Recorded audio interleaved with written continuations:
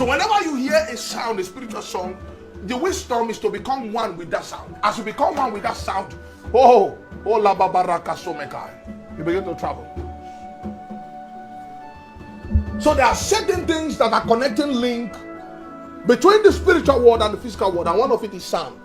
Because even though many waters were separated from that which is above, sound was not separated. Sound remained.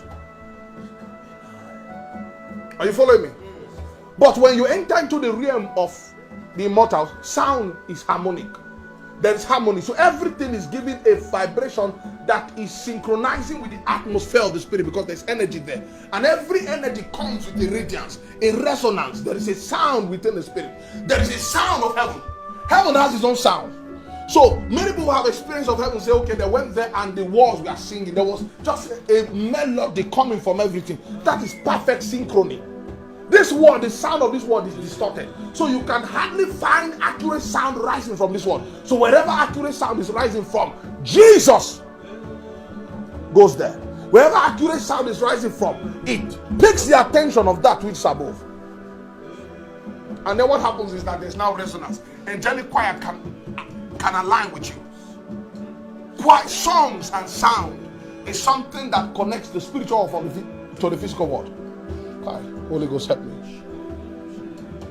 That is why spiritual men must know the way of sound. You must know the way of sound, because sound is a traveling link. It's a traveling link. It's a means of travel in the spirit. It's not about singing. It's not about being able to sing. Listen. See, I taught you that when we are judging life, we are not judging life from the fabrics of the things that are material in this world.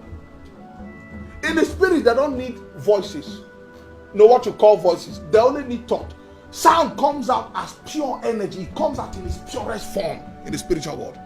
So it is an alignment of different energy that is synchronized to produce a harmony that is angelic. A harmony that has never been heard anywhere in the galaxy. If energy sings, don't you know that energy has a tone? Have you ever gone close to a transformer before? You'll be hearing the sound. It has a tone. But see, what we have in this world is distorted. It's a distorted tone.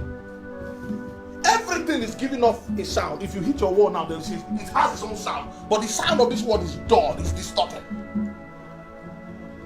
But when you enter into the spiritual world, every sound, everything is giving an expression that is perfectly tuned to the mood of God, the atmosphere of God.